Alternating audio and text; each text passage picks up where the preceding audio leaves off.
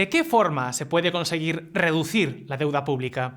¿Es posible lograrlo sin provocar al mismo tiempo una crisis económica y social?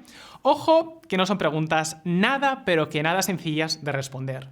Durante los próximos años y las próximas décadas, muchos de los países más desarrollados del mundo se van a enfrentar a una enorme vorágine de gasto. Como mínimo, tendrán que hacer frente al coste que conlleva la subida de tipos de interés y, sobre todo, al envejecimiento demográfico. Sí, hablamos de pensiones, sanidad o dependencia.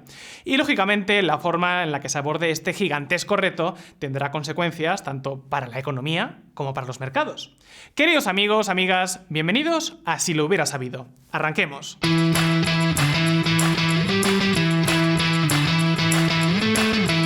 Fijaros atentamente en este gráfico. Lo que estamos viendo es ni más ni menos que la previsión de la Oficina Presupuestaria del Congreso de los Estados Unidos sobre cómo crecerá la deuda pública durante los próximos años. Y ya lo veis, esta agencia federal estima que la deuda crecerá desde aproximadamente el 98% del PIB a finales del 2022 a más del 185% durante los próximos 30 años. De cumplirse este pronóstico, entre el año 2000 y el año 2050, el peso de la deuda pública de Estados Unidos se habrá multiplicado prácticamente por 4. Eso es consistente con la previsión de que el déficit público durante los próximos 30 años supere de media el 7%. Lógicamente, antes de llegar a ese punto, el gobierno de Estados Unidos tendrá que hacer algunos ajustes, buscar cómo ingresar más o cómo gastar menos. Un nivel de deuda y un boquete anual tan grande en las cuentas públicas podría ralentizar el crecimiento económico, dificultar la financiación de las empresas o terminar provocando una crisis financiera.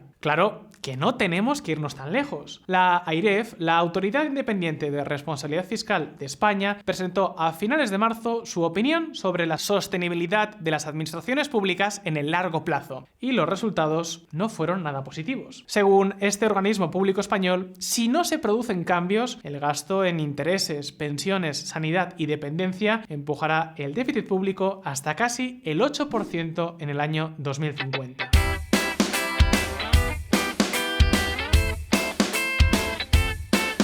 Esto hará que la deuda pública en España crezca sin parar hasta superar el 185% del PIB durante las próximas décadas. Es un escenario muy similar al que ya hemos comentado en el caso de Estados Unidos. En otras palabras, con los datos en la mano, está claro que este será uno de los grandes temas de las próximas décadas. Uno de los temas que, no lo dudéis, coparán recurrentemente los grandes titulares de los medios de comunicación. Así que parece claro que tarde o temprano esto es algo que obligará a los gobiernos a tomar medidas. Y eso nos lleva directamente a la pregunta que nos hacíamos al principio del vídeo. ¿De qué forma se puede conseguir reducir la deuda pública? Pues básicamente vamos a poder encontrar 4 grandes vías. 1. Crecimiento económico. 2. Planes de ajuste en el gasto. 3. Impago y reestructuración.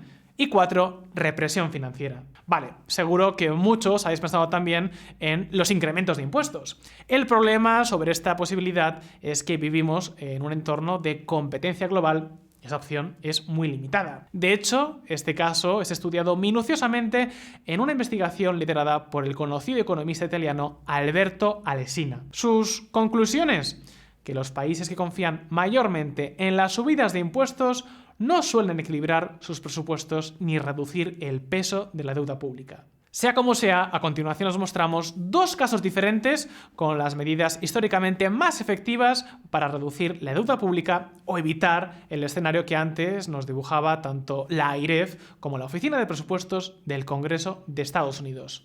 Atentos.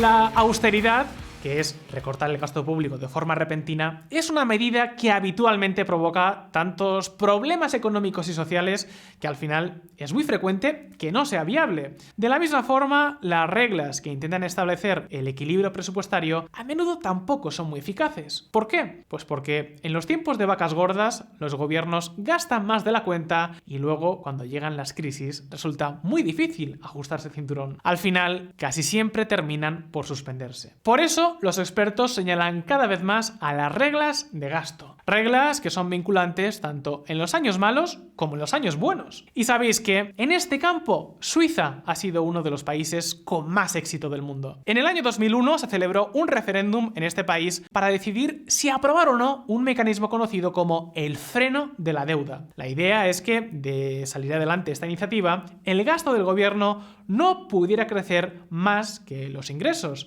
teniendo en cuenta los diferentes momentos del ciclo económico. Pues bien, el 85% de los votantes dijeron que adelante. Se puso en marcha en 2003 y desde entonces ha sido todo un éxito. Y sí, este es uno de esos casos donde una imagen vale más que 1000 palabras. Fijaos qué ocurrió con la deuda pública tras entrar en vigor esta regla. Y ojo, porque en aquel momento Suiza y, por ejemplo, España no estaban tan lejos, al menos en lo que a deuda pública se refiere.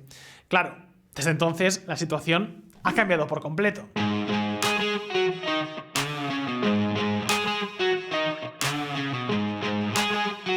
Por supuesto, en esta ocasión España no es un caso aislado, sino el común denominador. La ventaja de las reglas de gasto es que permiten gastar más progresivamente, no exigen recortes bruscos y si se produce un evento extraordinario como una guerra o una crisis, no importa. En esos casos, el gobierno podrá gastar y luego compensarlo con los años sucesivos. Por ejemplo, en 2020, 2021 y 2022, el gobierno suizo, como prácticamente todos los gobiernos del mundo, cerró en números rojos. No pasa nada. Está contemplado. En total, desde que entró en vigor el freno de la deuda en el año 2003, el gasto público del gobierno suizo ha crecido a un ritmo medio anual del 2,2%. El gasto ha crecido, pero ahí no termina todo. Los expertos también apuntan a que esta regla incrementa la eficiencia de las partidas de gasto. Digamos que, en lugar de solo gastar más, estos instrumentos exigen gastar mejor. De hecho, desde que entró en vigor esta regla de gasto, el desempeño económico de Suiza no fue peor, sino incluso mejor. Fijaos, por ejemplo, en la comparativa con Estados Unidos.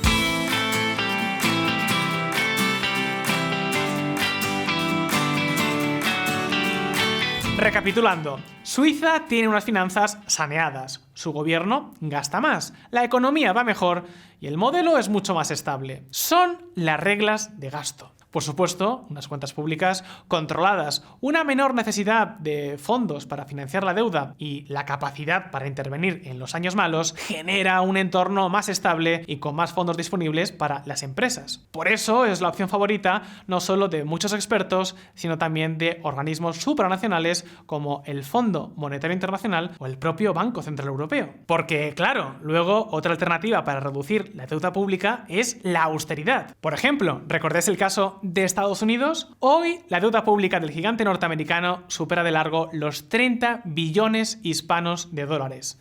Para que os hagáis una idea, esto equivale a más de 20 veces el PIB de la economía española. Pues bien, ante esta situación, algunos políticos han presentado propuestas para corregir el déficit público del país. Una de las más originales es el conocido como Plan de los 6 centavos del senador Rand Paul. Según este plan, habría que reducir el gasto del gobierno en 6 centavos por cada dólar gastado. Digamos que, en lugar de buscar recortar grandes partidas, la idea sería hacer microcirugía. ¿El resultado? Este que veis en pantalla. En poco tiempo, el déficit se convertiría en superávit. El problema, estas medidas no suelen funcionar, no suelen tener apoyo político, no suelen ser sostenibles cuando viene un año malo y además un recorte siempre es un recorte. Por eso la historia nos dice que cuando no se aplican las reglas de gasto, tarde o temprano se aplica esta otra medida. Atentos.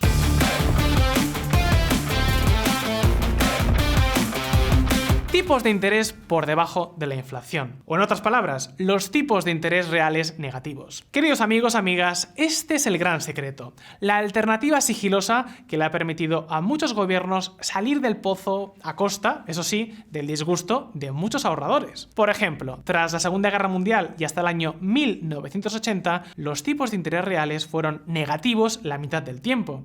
Y cuando fueron positivos, lo fueron a niveles muy reducidos. En otras palabras, los tipos de interés se situaban sistemáticamente por debajo de la inflación. De esa forma, el gobierno consigue financiación relativamente muy barata al tiempo que los ingresos se elevan como consecuencia de la inflación. Al final, el peso de la deuda se reduce. Lo que en economía se conoce como represión financiera se puede conseguir por varios medios. Por ejemplo, con tipos de interés más bajos, con regulación que obligue a las entidades financieras a comprar cierto nivel de deuda pública, con incentivos a la inversión en letras o bonos del tesoro, mediante controles de capitales, con las compras de deuda pública por parte del Banco Central o directamente con inflación. En cierto modo, es lo que ha ocurrido tras la pandemia. La inflación ha sido tan alta que, a pesar de los enormes déficits que han tenido la mayoría de países desarrollados, su nivel de deuda pública sobre el PIB se ha reducido. El problema es que la represión financiera castiga y mucho a los ahorradores. Por eso hay quien lo califica como impuesto silencioso.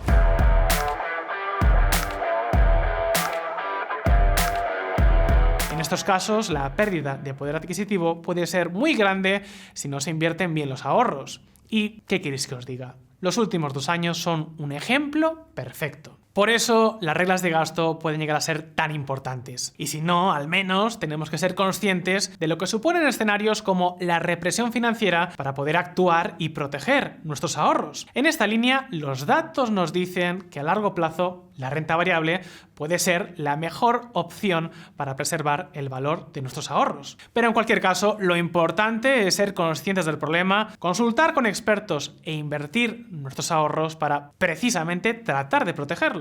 Pero, llegados hasta aquí, turno para ti. ¿Qué medida te parece mejor para contener la deuda pública? ¿Qué te han parecido las reglas de gasto? ¿Se te ocurre alguna otra medida para garantizar la buena salud de los recursos públicos? Déjanos tus impresiones en los comentarios y abramos debate. Y ya sabéis, si este vídeo os ha resultado interesante, no olvidéis darle al botón de like y suscribiros a Si lo hubiera sabido. Un saludo y hasta la próxima.